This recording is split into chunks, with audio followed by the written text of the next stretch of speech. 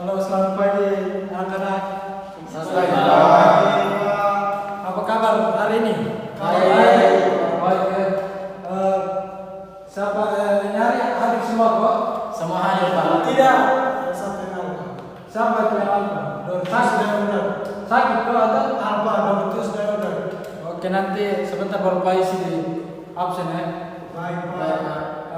Untuk memulai pelajaran kita mungkin salah satu siswa memimpin kita dalam doa. Saya Pak. Silakan Adit. Baik Pak Guru dan teman-teman, sebelum kita mulai pelajaran kita hari ini, marilah kita berdoa. Berdoa mulai. Berdoa selesai. Ya, terima kasih Adik Berto yang telah memimpin kita dalam doa. Selanjutnya kita langsung saja memulai pelajaran kita. Ini pembelajaran kita minggu lalu tentang pengertian hak asasi manusia. Mungkin Adik Aber bisa baca untuk teman-teman semua pengertian HAM.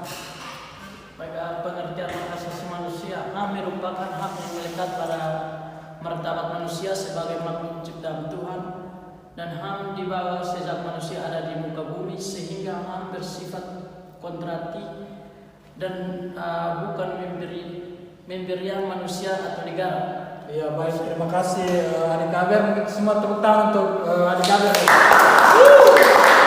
Ya, jadi pengertian hak manusia itu suatu yang bersifat kodrat ya. Jadi HAM ini sudah ada sejak manusia dilahirkan ke muka bumi, bukan pemberian manusia juga pemberian negara. Jadi ketika manusia lahir dia sudah mempunyai sifat HAM itu sendiri. Lanjut yang berikut, sejarah perkembangan HAM. Sejarah perkembangan HAM yang pertama ada generasi pertama HAM. Mungkin Adik Berto bisa membaca untuk kita semua.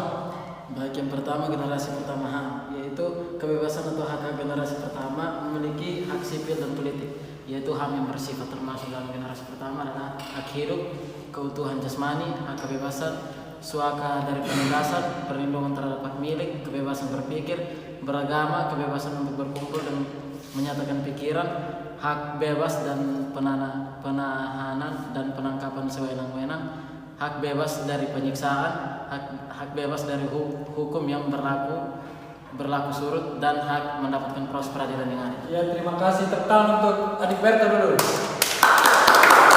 Ya, jadi generasi pertama HAM itu dia memberikan kebebasan ya, kebebasan untuk manusia.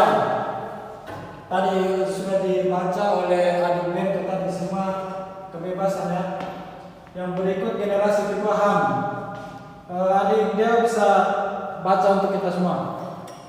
Generasi kedua HAM menganut prinsip persamaan dan mewakili perlindungan bagi hak ekonomi budaya. Hak yang diakui dalam generasi kedua HAM adalah hak atas pekerjaan dan upah yang dijamin sosial, hak atas pendidikan, hak atas kesehatan, hak atas pangan, hak atas perumahan, hak atas tanah, hak atas lingkungan yang sehat, dan hak atas perlindungan hasil karya ilmiah, Kesusastraan kesenian.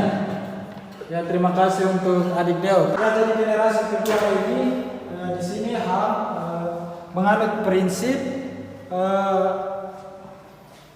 perlindungan bagi ekonomi budaya. Jadi di sini semua kebebasan untuk perlindungan bagi ekonomi dan budaya, baik jasmani dan rohani ya. Di sini semua ada di generasi kedua HAM. Yang berikut generasi ketiga HAM. Adik, ini siapa lagi yang mau baca untuk kita? Saya Pak. Oh, ini Adik Kengki, silakan. Baik, generasi ketiga HAM itu persaudaraan atau hak-hak generasi ketiga mewakili tuntutan hak solidaritas atau hak bersama. Hak tersebut muncul dari tuntutan negara berkembang atau dunia ketiga atas tatanan internasional yang hadir. Melalui tuntutan atas hak solidaritas tersebut, masyarakat negara berkembang menginginkan adanya tatanan ekonomi dan hukum internasional yang kondusif untuk menjamin hak atas pembangunan, hak atas perdamaian, hak atas sumber daya alam sendiri, hak atas lingkungan hidup yang baik, serta hak atas warisan budaya sendiri. Ya, terima kasih untuk adik Engki. Generasi ketiga ini berbicara tentang persaudaraan atau hak generasi mewakili tuntutan hak solidaritas atau hak bersama. Yang berikut masuk tentang prinsip HAM. Tapi sebelum masuk ke dalam prinsip HAM, apakah adik-adik sudah memahami semua materi yang tadi, beberapa materi tadi yang sudah dijelaskan atau sudah dibaca oleh teman-teman semua? Sudah Pak, sudah. Nah, kalau sudah kita lanjut di prinsip HAM.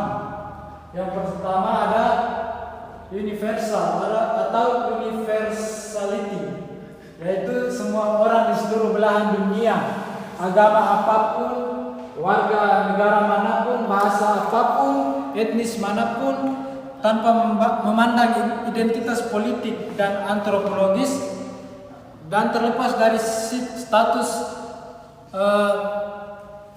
disabilitasnya, memiliki hak yang sama. Jadi semua masyarakat tanpa membedakan warna kulit, rambut keriting atau rambut air, atau dia etnis dari mana, atau dia orang dari mana, warga negara dari mana, semuanya sama ya, dilihat sama. Jadi tidak ada perbedaan bagi manusia.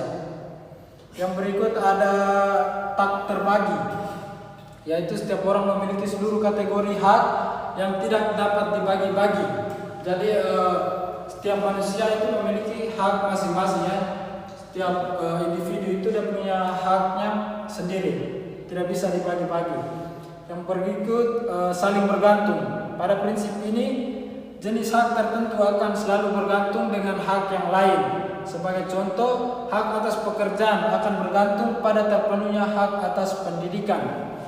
Jadi terlepas dari tak terbagi, ada juga saling bergantung. Jadi ada beberapa hak yang harus bergantung dengan manusia lain. Dia tidak bisa berdiri sendiri.